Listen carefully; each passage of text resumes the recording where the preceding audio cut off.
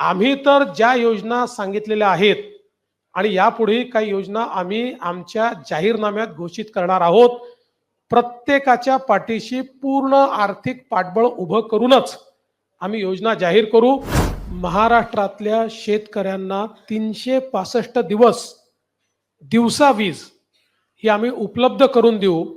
ज्यांनी कोरोनाच्या काळामध्ये आरोपींना सुरक्षित प्रवास करता यावा म्हणून गाड्या उपलब्ध करून दिल्या, ते आता कायदा आणि सुव्यवस्थेच्या गोष्टी करतायत. अर्थात आमच्याकरता शंखनाद झालाय, काहींकरता ऐलान झालाय. पण आज या निमित्ताने आमच्या महायुती सरकारने 2-2.25 वर्षामध्ये जे काही कार्य केलेलं आहे त्याचं एक रिपोर्ट कार्ड आपल्यापुढे आम्ही ठेवतो आहोत. अर्थात हे संक्षिप्त रिपोर्ट कार्ड आहे, कारण आपल्याला ठळक बाबीच तुमच्यापर्यंत पोहोचवता येतील.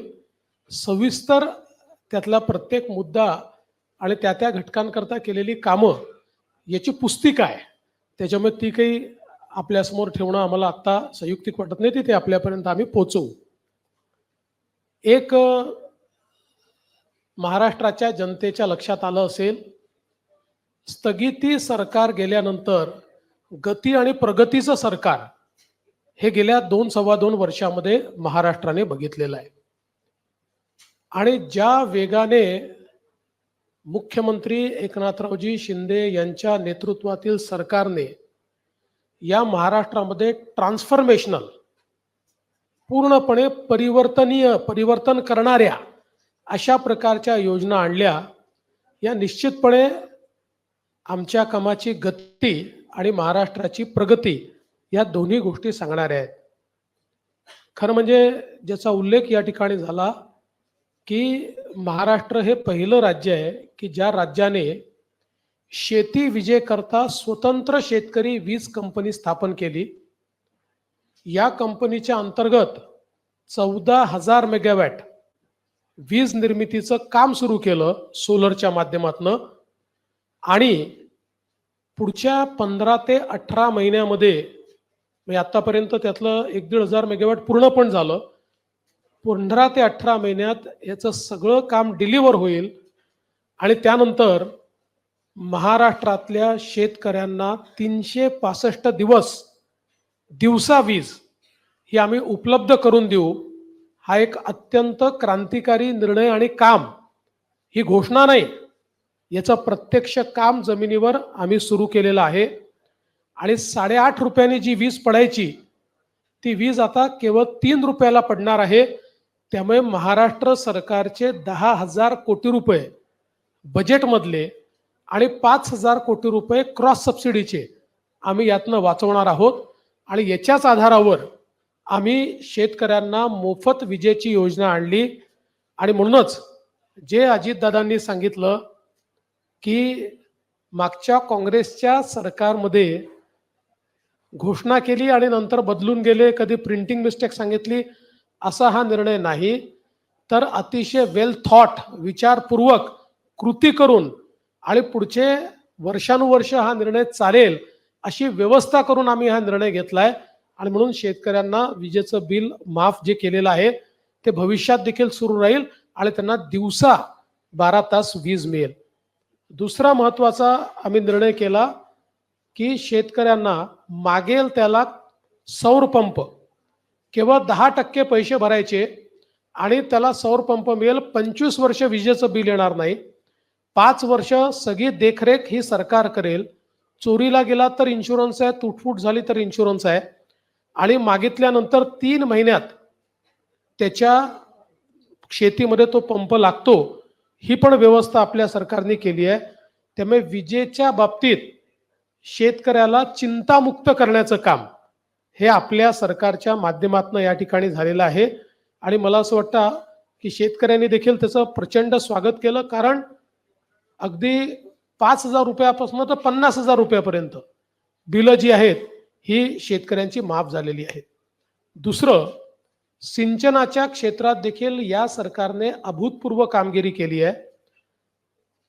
खरं म्हणजे जे काही मध्यंतरी महाविकास आघाडीचं सरकार होतं या सरकारमध्ये एकाही प्रकल्पाला सुधारित प्रशासकीय मान्यता दिली नाही. त्यामुळे सिंचनाचं काम पूर्णपणे ठप्प होतं. आत्ता या सरकारमध्ये 145 प्रकल्पांना त्या ठिकाणी सुधारित प्रशासकीय मान्यता दिलेली आहे, ज्यामुळे 22,73,000 हेक्टर सिंचन क्षमता तयार होईल. आणि आपण बघा, सगळ्या महाराष्ट्रातल्या दुष्काळी भागामध्ये ही सगळी प्रकल्प आपण त्या ठिकाणी मान्य केलेली आहेत. अनेक दुष्काळी भागातली कामांची सुरुवात केलेली आहे. म्हणजे अगदी पश्चिम महाराष्ट्रातला दुष्काळी भाग असो, मराठवाड्यातला असो की विदर्भातला असो, कामांची सुरुवात देखील झालेली आहे. आणि सगळ्यात महत्त्वाचं, जे अशक्यप्राय वाटायचं, नदीजोड प्रकल्प, वैनगंगा, नळगंगा, पैनगंगा नदीजोड प्रकल्प 90,000 कोटी रुपयाचा, नार पार गिरणा नदीजोड प्रकल्प आपण केला. पश्चिमी वाहिन्यातनं वाहून जाणारं जे पाणी आहे 55 TMC, हे पाणी गोदावरीच्या खोऱ्यामध्ये आणून गोदावरीचं तुटीचं खोरं हे बॅलेन्स करून मराठवाड्याला कायमचं दुष्काळमुक्त करायचं आणि नाशिक आणि नगर जिल्ह्यातले जे काही वादाचे विषय आहेत ते पूर्ण संपवायचे. या दृष्टीनं त्याची कारवाई आपण पूर्ण केली, वैधानिक कारवाई पूर्ण केली. त्याच्याही संदर्भात सगळं त्याचं फर्स्ट स्टेजचं टेंडर आपण त्या ठिकाणी काढलेलं आहे. त्यामुळे यातली कुठली योजना ही केवळ कागदावर नाही, सगळ्या टेंडर स्टेजला टेंडर निघालाय, अनुसंधान चाललेलं आहे. अशा प्रकारे सिंचनाच्या क्षेत्रामध्ये प्रचंड मोठं काम हे आपल्या सरकारने या 2-2.5 वर्षामध्ये या ठिकाणी केलेलं आहे. वेगवेगळे जे घटक आहेत, मग आपले निराधार असतील, विधवा असतील, पोलीस पाटील असतील, ग्रामसेवक असतील, अंगणवाडी सेविका असतील, कोतवाल असतील, होमगार्ड असतील, आशाताई वर्कर असतील, एकही असा घटक नाही की ज्या घटकाला आपल्या सरकारने दिलासा दिला नाही. आता काल परवाच होमगार्डचे जे मानधन आहे ते दुप्पट आपल्या सरकारने केलं आणि या सगळ्या घटकांना भरघोस अशा प्रकारची वाढ देऊन त्यांच्याही जीवनामध्ये परिवर्तन करण्याचं काम केलंय. तसंच वेगवेगळे जे समाज आहेत, मग ते आता आगरी समाज असेल, कोळी समाज असेल, गवळी समाज असेल, मासेमारी करणारे असतील, यंत्रमाग असतील, कुंभार समाज असेल, चिंपी समाज असेल, लोहार समाज असेल, सोनार समाज असेल, आर्यवैश्य समाज असेल, तेली समाज असेल, वेगवेगळ्या समाजांचे त्या ठिकाणी आपण महामंडळ तयार करून आणि त्या माध्यमातून लक्षित घटक म्हणून त्यांच्याकडे आपल्याला कसं लक्ष देता येईल हा प्रयत्न केला. आणि त्याच वेळी आपण अण्णासाहेब पाटील आर्थिक विकास महामंडळाच्या माध्यमातून 1 लाखापेक्षा जास्त मराठा तरुणांना उद्योजक करण्याचं काम याच सरकारने या ठिकाणी केलेलं आहे. मध्यंतरी तर जे 2.5 वर्षाचं सरकार होतं त्या सरकारने अण्णासाहेब पाटील आर्थिक विकास महामंडळांना कुलूप लावलेलं होतं. त्याला काहीही त्या ठिकाणी मदत करण्यात आली नाही. पण आज मोठ्या प्रमाणात हे काम आपण करतोय. अर्थात सहज उल्लेख करतो की पहिल्यांदाच पत्रकार आणि वृत्तपत्र विक्रेता यांचाही विचार या सरकारने केलेला आहे, हे देखील मला या निमित्ताने नमूद केलं पाहिजे. इन्फ्रास्ट्रक्चरच्या सेक्टरमध्ये सरकारने केलेलं काम अभूतपूर्व आहे आणि हे आपल्याला सांगायची गरज याकरता नाही की हे काम सोशल सेक्टरचं काम दिसत नाही, पण इन्फ्रास्ट्रक्चर सेक्टरचं काम आपल्याला पाहायला मिळतं. मग ते समृद्धी महामार्गाचं काम असो, ग्रामीण रस्त्यांचं काम असो, नवीन महामार्गांचं काम असो की मुंबई आणि MMR रिजन मधलं वेगवेगळ्या प्रकारचं इन्फ्रा, ते माननीय मुख्यमंत्री सांगतील म्हणून मी त्याच्या डिटेलमध्ये जात नाही.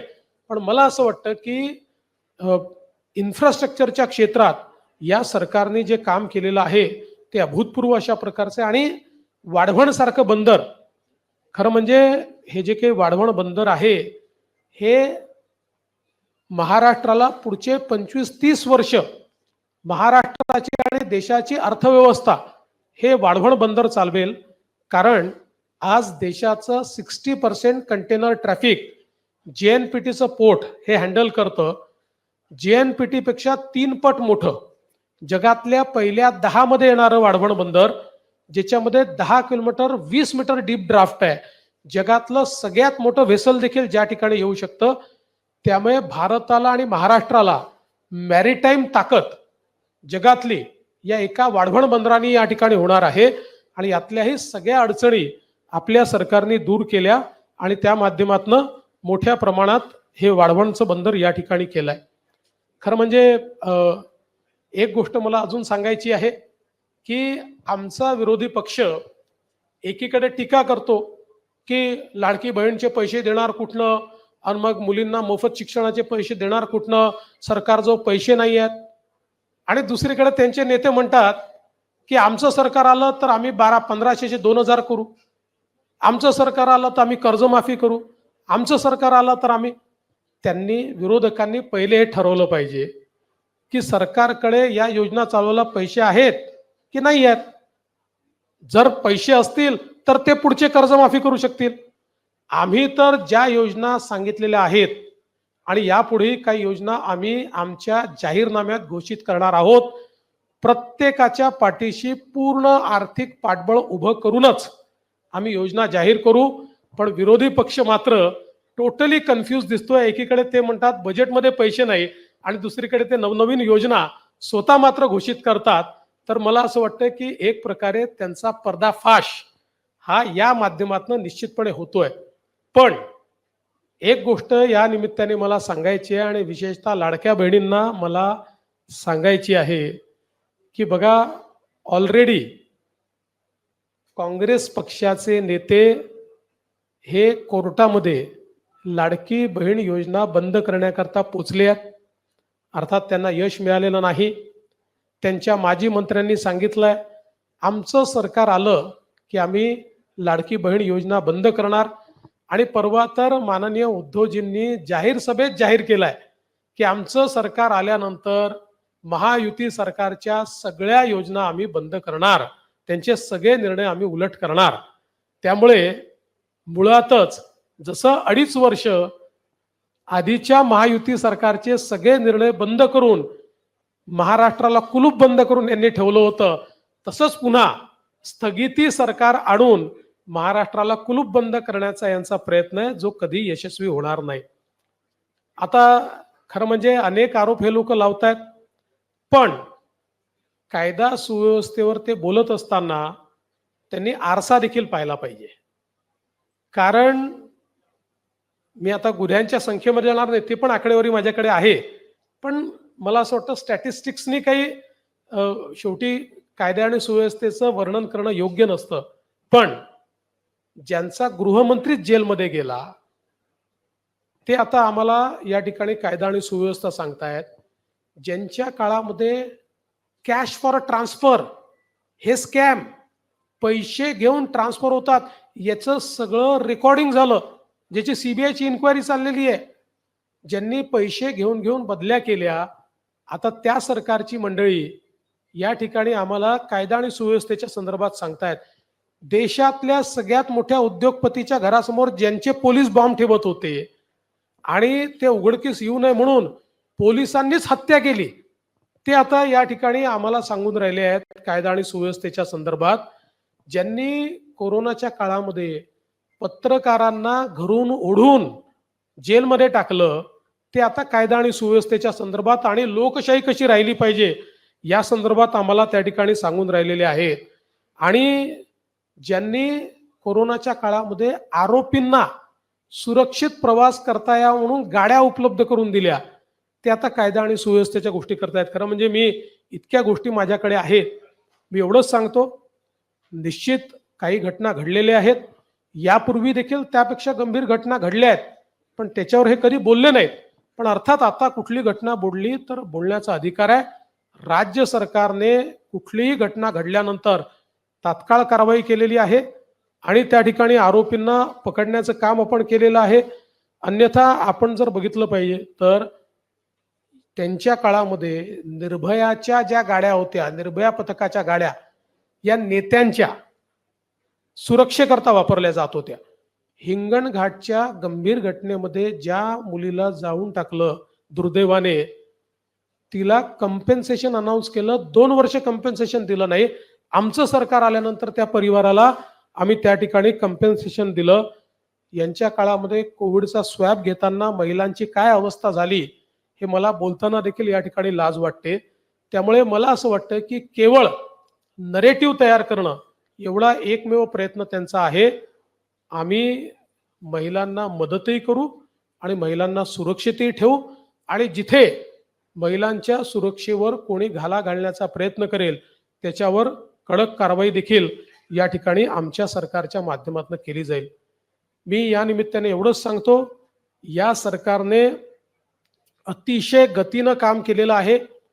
महाराष्ट्र वेगानं प्रगतीकडे चाललेला आहे. देशाच्या FDIच्या 52% पैसा FDI गुंतवणूक महाराष्ट्रात येते. आता मला सांगा की देशाच्या 52% गुंतवणूक महाराष्ट्रात येते आणि हे म्हणतात गुंतवणूक गुजरातला चालली आहे. खरं तर मला असं वाटतं की गुजरातचे खरे अँबेसेडर जर कोणी असतील तर ते महाविकास आघाडीचे आहेत. कारण जे महाराष्ट्र एक नंबरवर असताना यांना गुजरातच दिसतो. हे गुजरातचंच गुणगान करतात. गुजरातचं गुणगान गाणारे महाविकास आघाडी. मी ज्या दिवशी आमचं सरकार आलं त्या दिवशी सांगितलं की एक नंबर, तुमच्या काळात महाराष्ट्र मागे गेला, गुजरात पुढे गेला, आमचं सरकार येऊ द्या. आलं. आता आमचं सरकार आलंय, आम्ही एक नंबरवर जाणार. आम्ही एक नंबरवर गेलो. आम्ही गुजरातलाही मागे टाकलं, कर्नाटकलाही मागे टाकलं, तमिळनाडूलाही मागे. अरे यांचं एकत्रित बेरीज जी आहे त्याहीपेक्षा जास्त गुंतवणूक आम्ही महाराष्ट्रात आणून दाखवली. पण हे मात्र आपलं रोज गुजरातचं गुणगान, म्हणजे जगाला हेच सांगतात. महाराष्ट्र पुढे असून यांना पुढे असलेला महाराष्ट्र दिसत नाही, हेच रोज जगाला सांगतात की नाही गुजरात पुढे, गुजरात पुढे. मी या ठिकाणी आकडेवारी सहित सांगतो, महाराष्ट्रच पुढे आहे, महाराष्ट्रच पुढे राहील. महाराष्ट्राला कोणी मागे टाकू शकत नाही. यांनी किती वल्गना केल्या तरी महाराष्ट्र पुढे राहणार आहे. आमच्या मुख्यमंत्र्यांच्या नेतृत्वात या 2-2.5 वर्षामध्ये प्रचंड काम आमच्या सरकारने केलेलं आहे. त्याचं संक्षिप्त रिपोर्ट कार्ड आम्ही ठेवतोय. कालांतराने हळूहळू सगळ्या गोष्टी समोर ठेवू आणि मला विश्वास आहे की जनतेचा पाठिंबा आणि आशीर्वाद हा पुन्हा आम्हाला मिळेल आणि जे कामं राहिली आहेत ती कामं पुढच्या 5 वर्षामध्ये आम्ही करून दाखवू, हा विश्वास मी व्यक्त करतो. धन्यवाद.